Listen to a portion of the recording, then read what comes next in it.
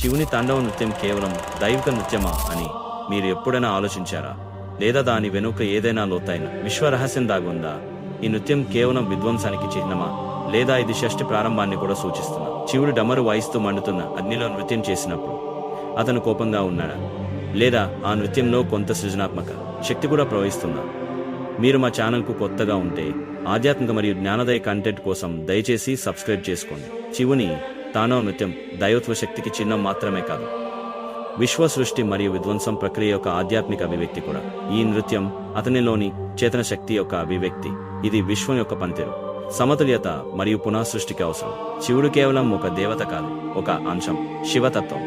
ఈ మూలకం సృష్టి ప్రారంభం మరియు ముగింపు రెండింటిలోనూ సమానంగా ఉన్న అనంత శక్తి. శివుడిని శూన్యం మరియు నాద్ శబ్దం రెండింటికి మూలంగా భావిస్తారు. శివుడు అంటే లేనిది, కానీ ఇప్పటికీ ప్రతిది. ఈ శూన్యత సృష్టికి బీజం మరియు ఈ శూన్యత కూడా పూర్తికి ద్వారం. శివుని ఉనికి కాలం, స్థలం మరియు పదార్థానికి అతీతమైనది. అతను ప్రారంభం లేనివాడు మరియు శాశ్వతుడు. అతని ఉగ్ర రూపంలోని తాండవ నృత్యం విశ్వాన్ని నాశనం చేయడమే కాకుండా అదే నృత్యం విశ్వాన్ని కూడా తిరిగి సృష్టిస్తుంది.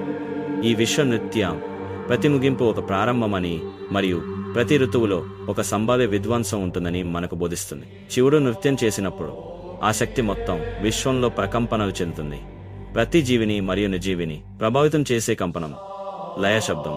ఈ నృత్యం శక్తిని కలిగి ఉండటమే కాకుండా స్పృహ, సంగీతం, లయ మరియు సామరస్యం యొక్క ప్రత్యేకమైన కలయికను కూడా కలిగి ఉంటుంది.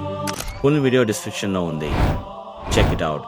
ఈ వీడియో మీకు ఎలా నచ్చింది? మీకు నచ్చితే షేర్ చేయండి, లైక్ చేయండి మరియు మా ఛానల్కు సబ్స్క్రైబ్ చేయడం మర్చిపోవద్దు. మీ యొక్క సబ్స్క్రిప్షన్ మాకు గొప్పవరం. శివుడు మీ జీవితాన్ని ఆనందం, శాంతి మరియు శ్రేయస్సుతో నింపుగాక. ఓం నమ శివాయ.